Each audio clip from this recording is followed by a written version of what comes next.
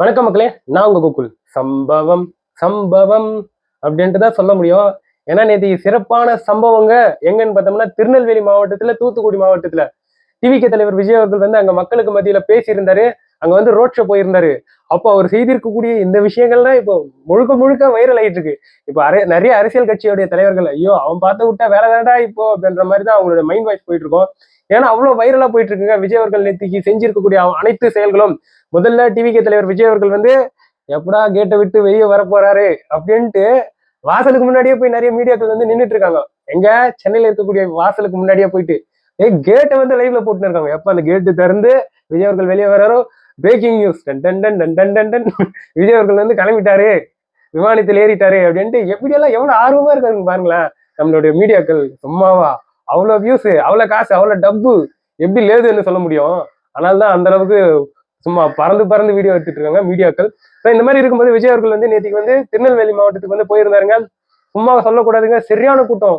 பா, என்ன கூட்டங்க! அந்த மனுஷனுக்கு உண்மையாவே இந்த மக்கள் மேல இருக்கக்கூடிய அந்த அன்பும் சரி, மக்கள் அவர் மேல வச்சிருக்கக்கூடிய அன்பும் சரி, ஒண்ணுத்துக்கு ஒண்ணு சலைச்சது கிடையாதுங்க. அவ்வளவு மக்களுங்க, அப்படி ஒரு கூட்டங்க. விஜய் அவர்கள் வந்து அவருடைய கேரவுன்ல நின்ன மாதிரி மக்களுக்கு மத்தியில கையை காமிச்சுக்கிட்டு, பிளைன் கிஸ் கொடுத்துக்கிட்டு, ரொம்ப ஜாலியா என்ஜாய் பண்ணிக்கிட்டு நேற்று செய்திருக்கக்கூடிய சம்பவங்கள்ல வைரல். இன்ஸ்டாகிராம் பக்கம் போனாலும் வைரல், யூடியூப் பக்கம் போனாலும் வயிறு. பேசாம நெட் ஆஃப் பண்ணிட்டு கம்மன் படுத்து தூங்கிடலாமான்ட்டு தான் இந்த எதிர்கட்சியை சார்ந்திருக்கக்கூடிய நபர்கள் வந்து இருந்துகிட்டு இருப்பாங்க அப்படின்ட்டு டிவிக்கு தொண்டர்கள் ரசிகர்கள் வந்து சொல்லிக்கிட்டு இருக்காங்க. அதாவது விஜய் அவர்கள் வந்து நேற்றுக்கு வந்து கேரம்ல நின்னபடி நிறைய மக்களுக்கு வந்து கைங்காண்பித்துட்டு போயிட்டு இருந்தாங்க. அவ்வளவு மாலைங்க அந்த மனுஷனுக்கு போடுறதுக்கு, அவ்வளவு மாலை வந்து பறந்து விடுது. இந்த பாடி கார்ட்ஸ் எல்லாம் படாத பாடுபட்டாங்க. ஏய் என்னடா இவர் பக்கத்துல சும்மா உட்காந்துட்டு வரலாம்னு நினைச்சா நீங்க என்னடா இவ்வளவு வேலை வைக்கிறீங்க, மாலை எங்கெங்கயோ இருந்து பறந்து வருது, அவ்வளவு பூ எங்க அப்படி நடந்திருக்குங்க நேற்றுக்கு திருநெல்வேலி ரோட் ஷோ. அதே சமயத்துல ஒரு சிலர் வந்து விஜய் அவர்களுக்கு வந்து அவங்களுடைய மதம் சார்ந்திருக்கக்கூடிய போட்டோஸ், அப்புறம் பயிர் சார்ந்திருக்கக்கூடிய அந்த விஷயங்கள் தந்ததா இருக்கட்டும், ஏகப்பட்ட விஷயங்கள் வந்து கொடுத்துக்கிட்டே இருக்காங்க. கூல் ட்ரிங்க்ஸ் பாட்டில், தண்ணி பாட்டில் எல்லாம் தூக்கி வீசி அடிக்கிறாங்க. ஏய் என்னடா பாய்ங்களா, அதெல்லாம் அவருக்கெல்லாம் தேவைப்படாதியா அப்படின்னு தான் சொல்ல தெரியுது. அதே சமயத்துல விஜய் அவர்கள் வந்து நேற்றுக்கு வந்து இந்த ஹிஸ்டரி ரிப்பீட் அப்படின்ற மாதிரி நேற்று ஒரு சம்பவத்தை வந்து செஞ்சிருந்தாரு. அது என்னன்னா, அதாவது எம்ஜிஆர் அவர்கள் அப்போ அந்த காலகட்டத்துல வந்து அரசியல் வரும்போது ஒரு குழந்தைய தூக்கி தோல்ல போட்டுக்கிட்டு இருக்கக்கூடிய அந்த போட்டோஸ் வந்து நம்ம பார்த்திருப்போம். இப்போ விஜய் அவர்கள் வந்து என்ன பண்ணியிருந்தாருன்னா, சென்னை சூப்பர் கிங்ஸ் ஜெர்சி போட்டிருக்கக்கூடிய சின்ன பையன் இல்ல, அவன் ரொம்ப பெரிய பையன். அவன் வந்து விஜய் அவர்களுடைய வாகனத்துக்கு மேல வந்து ஏறப்பட்டு விஜய் அவர்கள் வந்து அவனை தோல்ல போட்டு சுமந்து மக்களுக்கு மத்தியில வந்து அவருடைய கேம்பெயினை வந்து ரோட் ஷோ வந்து பண்ணியிருந்தாரு. அந்த விஷயங்கள் வந்து இப்போ டிவிகே தொண்டர்கள் ரசிகர்கள் வந்து பார்த்தீர்களா, எங்களுடைய அண்ணன், எங்களுடைய தளபதி மாதிரி யார் வருவாங்க, மக்கள் மேல எவ்வளவு ஒரு அன்பு வச்சிருக்காரு பாத்தீங்களா. இந்த மாதிரியான எளிமையான ஒரு ஒரு அண்ணனை காமிச்சிட முடியுமா உங்களால? எம்ஜிஆர் அவர்களுக்கு அடுத்து இது போன்ற ஒரு நபரை வந்து விஜய் அவர்கள் தான் அப்படின்ட்டு சொல்ல முடியும் அப்படின்ட்டு ஏகப்பட்ட விஷயங்கள் சொல்லி ஷேர் பண்ணிட்டு வராங்க. அதுக்கேற்ப அவர் விஜய் அவர்களும் ரொம்ப எளிமையா தான் மக்கள் கிட்ட வந்து பழகிட்டு வராருங்க. அதுல வந்து மாற்று கருத்தே கிடையாது. ஒரு கட்டத்துல அவர் வந்து கண் கலங்கி நிற்கக்கூடிய காட்சிகள்லாம் இப்ப வந்து பயங்கர வைரலா போயிட்டு இருக்கு. அவ்வளவு சப்போர்ட்டிவா மாறிக்கிட்டு இருக்கு. அதே சமயத்துல நேற்று வந்து அவ்வளவு எனர்ஜெட்டிக்கா இருந்தாருங்க அந்த ரோட் ஷோல.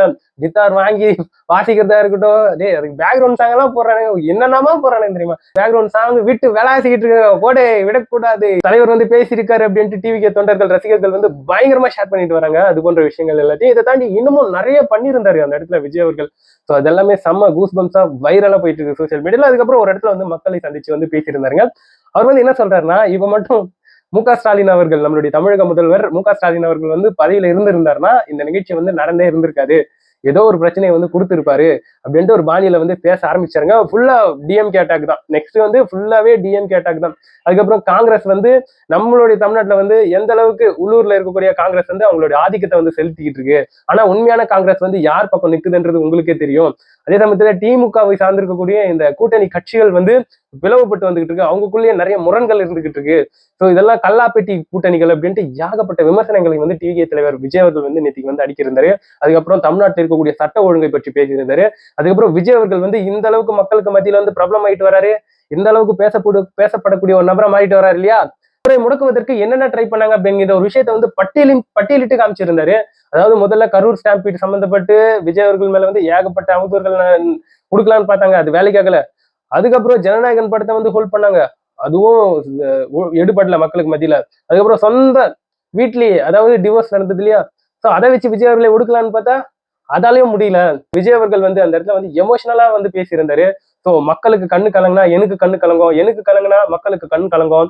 ஸோ எல்லாருக்கும் இது வந்து சாதாரணமான ஒரு எலெக்ஷன். பட் எங்களுக்கு மட்டும் இது வந்து எமோஷன், இது வந்து எலெக்ஷன் கிடையாது, எமோஷன்.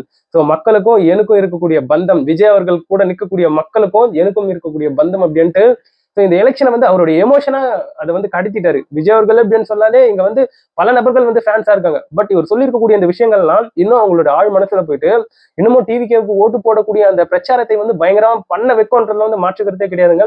ஏன்னா அப்பேற்பட்ட ஒரு பேச்சு தான் அவர் வந்து நேற்றுக்கு வந்து பேசி வச்சிருந்தாரு. அதே சமயத்துல அவர் இப்ப மார்க்கெட்ல, அதாவது சினிமா மார்க்கெட்ல அவருக்கு வந்து எவ்வளவு கோடிகள் சம்பளமா வருதுன்ட்டு நான் சொல்லி உங்களுக்கு தெரிய வைக்க வேணாம். ஏன்னா வேட்பு மனு தாக்கல் பண்ணும் போதே உங்களுக்கு தெரியும். ஸோ அவருக்கு வந்து எவ்வளவு கோடி சம்பளங்களாக வந்திருக்கு அப்படின்ட்டு. அந்த வேட்பு மனுல வேற ஏகப்பட்ட பிரச்சனை, மறு ஆய்வு அப்படின்ட்டு கடைசியில தான் அந்த வேட்பு மனுவை ஏத்துக்கினாங்க. ஸோ சில பிரச்சனைகளும் இருந்திருக்கு, அதையும் பேசணும். பட் பேசப்பட வேண்டிய விஷயம். ஸோ அந்த மாதிரி விஜய் அவர்கள் வந்து நான் எல்லாத்தையும் விட்டுட்டு வந்துட்டேன், என்னுடைய சினிமா சொத்து கித்து என்னுடைய எல்லாத்தையும் விட்டுட்டு அத்தனை வேதனைகளையும் அத்தனை சோதனைகளையும் கடந்து உங்களுக்காக வந்திருக்கேன். ஸோ எனக்கு உங்களுக்கான அந்த நன்றி கடனை வந்து நான் செலுத்தாம போக மாட்டேன். டிவிகேக்கு ஓட்டு போட்டுருங்க. கரெக்டா ஏப்ரல் 23 குளிச்சுட்டு கிழிச்சிட்டு நல்லா கெத்தா ரெடி ஆகி போயிட்டு டிவிகே சின்னத்துல வந்து ஓட்டு போடுறீங்க அப்படின்ட்டு விஜய் அவர்கள் வந்து நேற்றுக்கு ஏகப்பட்ட விஷயங்களை வந்து திருநெல்வேலி மாவட்டத்துல வந்து பேசியிருக்கக்கூடிய விஷயங்கள் வந்து பயங்கர வைரலுங்க. அந்த அளவுக்கு பயங்கர வைரலா போயிட்டு இருக்கு. இதுக்கு முன்னாடி வரைக்கும் சும்மா சாதாரணமான ஒரு சேனல், மக்கள் ஈர்ப்பு கொண்டிருக்கக்கூடிய சாதாரணமான ஒரு சேனல்ல 1 லட்சம் 2 லட்சம் வியூஸ் போகுதுன்னா இப்போ 6 லட்சம் வியூஸ் போயிட்டு இருக்கு. ஸோ மக்களுக்கு இந்த எலெக்ஷன் வர வர வர விஜய் அவர்கள் மேல அந்த அபிமானம் என்பது ரொம்ப அதிகமாயிட்டே வருதுன்றது வந்து மாற்று கருத்தே கிடையாது. ஏன்னா ஒவ்வொரு விஷயத்தையும் இப்போ வந்து பார்த்துக்கிட்டு தான் இருக்கும் நம்ம வந்து சோசியல் மீடியால. ஸோ கருத்து கணிப்புகளா இருக்கட்டும், இந்த இளைஞர்கள் செய்யக்கூடிய இந்த பிரச்சாரம், அந்த மக்கள் செய்யக்கூடிய அந்த சப்போர்ட், இதெல்லாம் பார்க்கும்போது டிவிகேக்கு வந்து ஒரு பயங்கரமான சப்போர்ட் இந்த எலெக்ஷன்ல கிடைக்கும்ன்றது வந்து மாற்று கருத்தே கிடையாதுங்க. எனிவேங்க, டிவிகே தலைவர் விஜய் அவர்கள் நேற்று திருநெல்வேலி மாவட்டத்துல தூத்துக்குடி மாவட்டத்துல போயிருக்கக்கூடிய ரோட் ஷோ அண்ட் அவர்களுடைய பேச்சுக்கள் இது சம்பந்தப்பட்டு உங்களுடைய கருத்துக்களை என்னுடைய கமெண்ட் செக்ஷன்ல பதிவு பண்ணுங்க.